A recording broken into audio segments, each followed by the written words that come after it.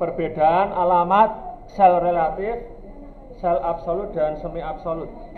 Yang pertama alamat sel relatif. Ini kalau dilihat dari teorinya, alamat sel relatif bergantung pada sel tujuan, sehingga rumusnya jadi berubah-ubah sesuai dengan tujuan. Nah, ini contohnya seperti ini. Seandainya ya, ini ada data A, data B, kemudian di sini ada rumus suruh menjumlah A ditambah B. Kemudian di sini datanya misalnya 2, 4. Kemudian data B-nya misalnya 4, 5, 6 gitu aja ya. Nah, ini kita jumlah. Ini biar rapi dulu. Nah,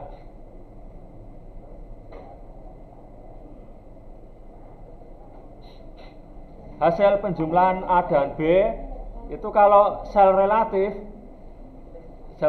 ini Bapak tunjukkan pakai penampilan rumusnya. Nah, di sini caranya A ditambah B.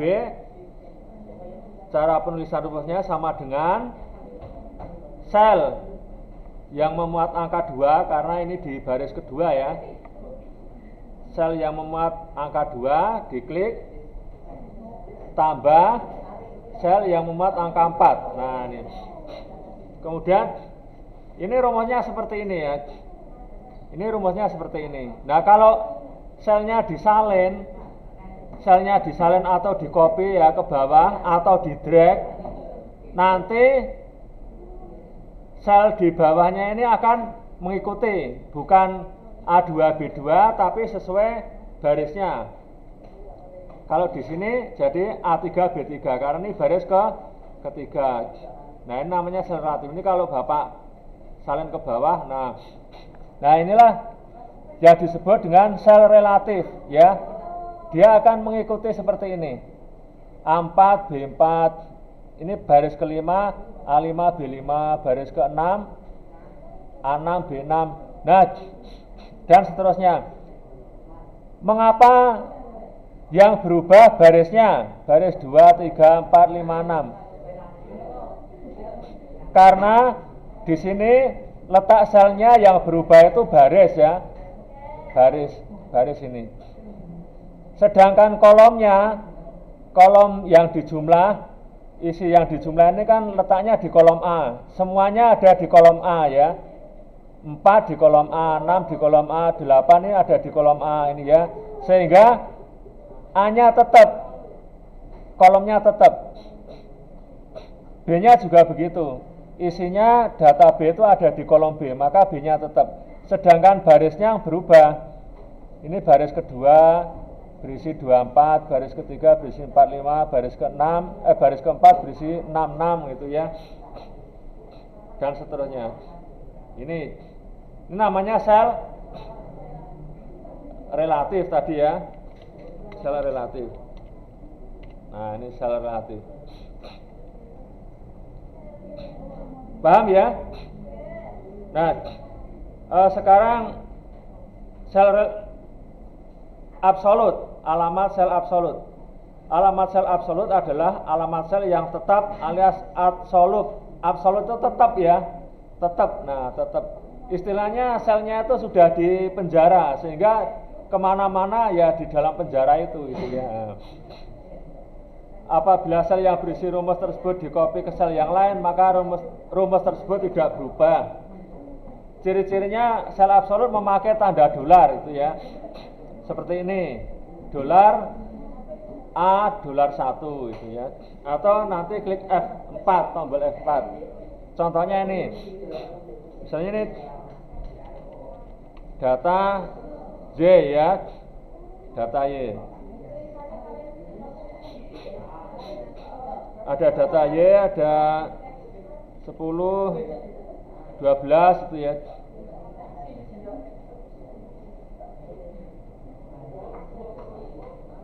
Nah ini. Kemudian data Y ini ditambahkan 100 ini ya. Nah soalnya ini nanti yang diisi ya.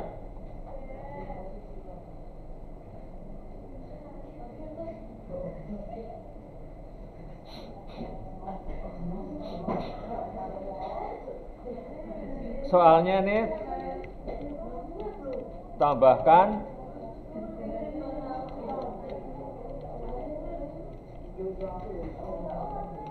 dengan sel B1, sel B1 atau yang memuat angka 100. Ya. Nah, ini cara mengerjakannya. Cara mengerjakannya adalah seperti ini, sama dengan 10 ditambah ini ya, 100 atau B1. Nah, supaya B1-nya itu jadi absolut, supaya ini tidak berubah. Nah, ini ditambah dolar. Caranya diklik tombol F4. Bentar. Karena ini ada power rack-nya. Tambah angka dolar nih. Ya ini.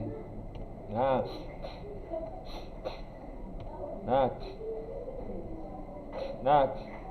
Nih. Benar gak ini? 10 tambah 100, 110. Kalau ini ke bawah 112. Benar ya? Nah, ini kalau dilihat ini rumusnya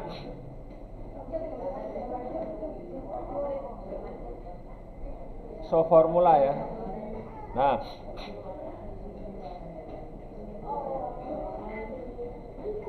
Nah ini rumusnya seperti ini. Jadi angka 100 ini kan letaknya di sel B1 ya. Angka 100 letaknya di sel B1. Agar semua data Y ini semua ditambah sel B1. Nah ini dikasih tanda dolar. Ini namanya di absolut. Ini kalau di drag ke bawah. Nah semuanya tambah dolar B dolar 1 ya. Nah ini namanya yang seperti ini. Dolar B1 ini namanya sel absolut. Sedangkan A2, A3 ini sel relatif ya. Yang ini sel absolut ya. Ini sel absolut. Nah,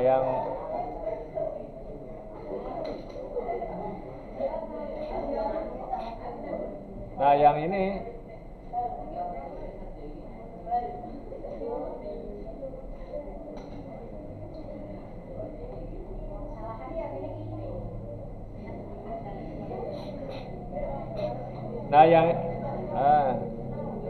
yang Bapak kurung ini namanya sel absolut ya. Absolut. Bisa dipahami? Bisa ya. Sehingga ini ke bawah tidak berubah. Ini sel absolut. Ada tanda dolar ya, ada tanda dolar. Ada tanda dolar. Nih.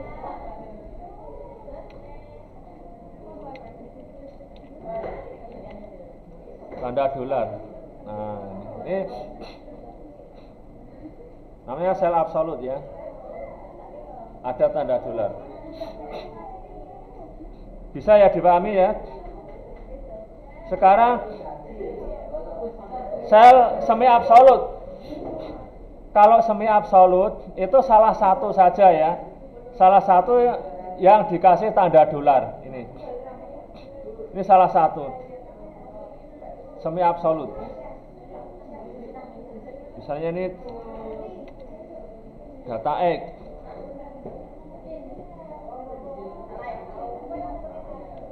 Nah, sama seperti yang tadi ya. Misalnya ini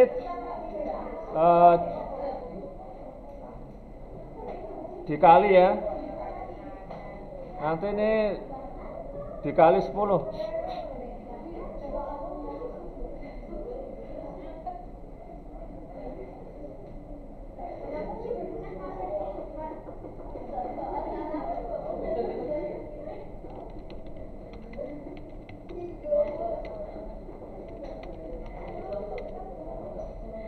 Sel B1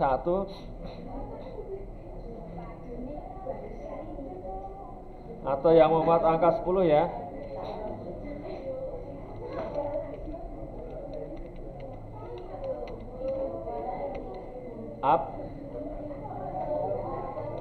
Semi absolut atau semi relatif? Isi kok, sis ya. Isi.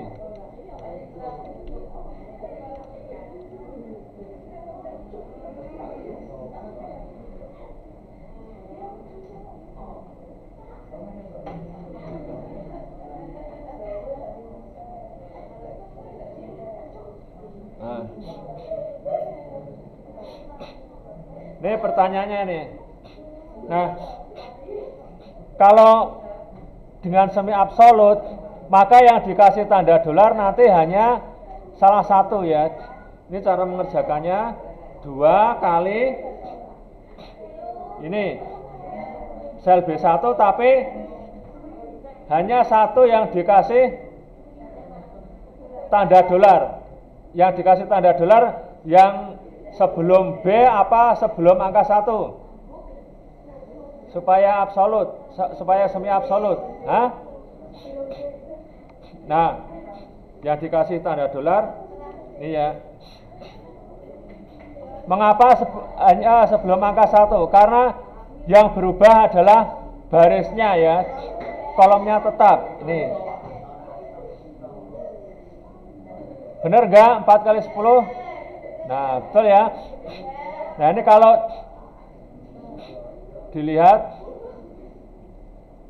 pakai rumus tadi ya. Nah ini namanya semi absolut tadi ya. Ini semi absolut. Paham ya?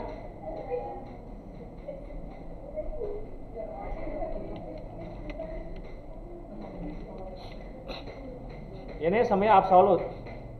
Beda dengan yang ini toh, kalau ini semua ada dolar mutlak. Kalau mutlak, walaupun selnya ini dipindah ke sini ya, dipindah ke sana, itu tidak berubah. Ini kalau ini Bapak pindah ke sini ya.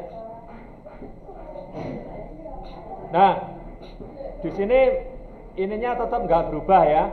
Dari sini ke sini nggak berubah. Ini namanya absolut. Kalau semi absolut, yang ini ya, ini Bapak pindah ke sini. Nah, dia akan berubah menjadi C ya. C dolar 1. Ini semi absolut karena B-nya relatif ya. B-nya relatif ke sini jadi C, pindah ke C. Sementara dolar 1-nya ini absolut. Ini di baris pertama. Baris pertama yang diabsolutkan, barisnya ya. Ini yang diabsolutkan barisnya. Bisa dipahami? Ya, oke, kalau bisa nanti mengerjakan contoh ini. Contoh silakan kerjakan.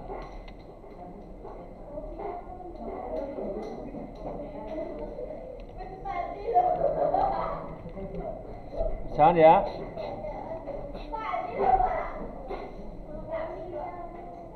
Ini ada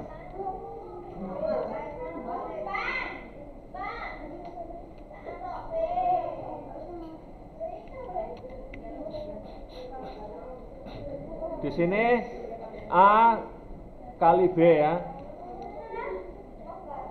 Nah,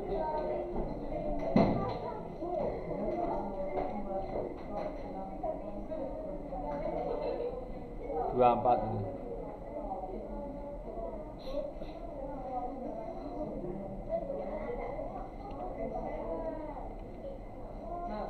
Nah, ini biar mudah. Ini dikerjakan.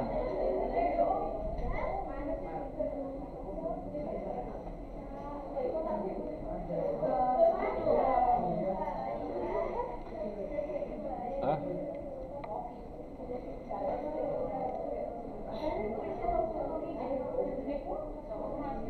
Kemudian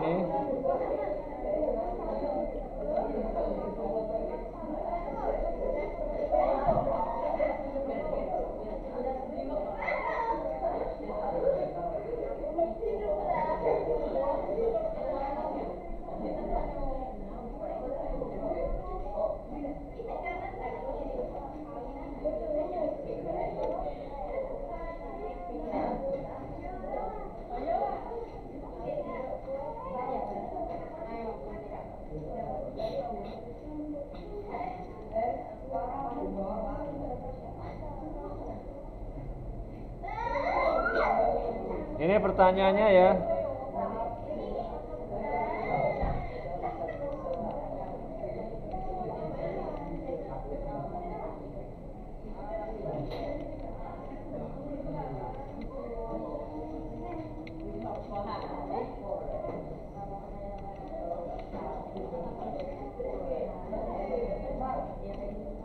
F3 atau yang memuat angka 20.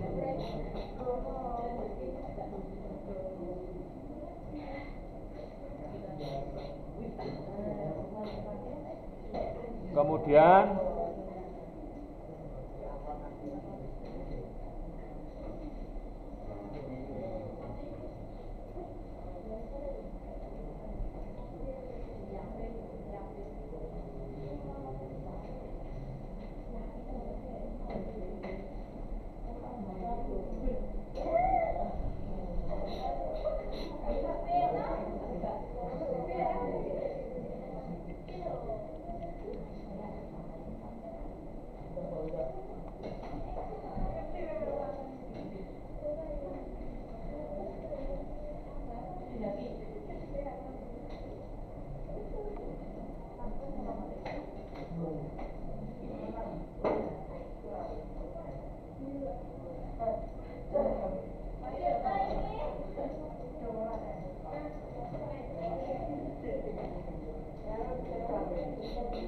ini pertanyaannya jumlah isi data.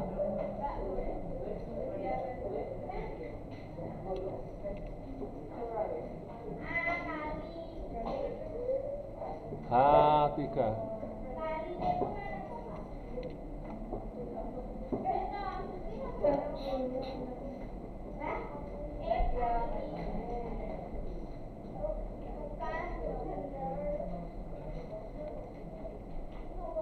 Nah, yang ada kolom tanda tanya ini kali X ya, X. Udah ya, ya.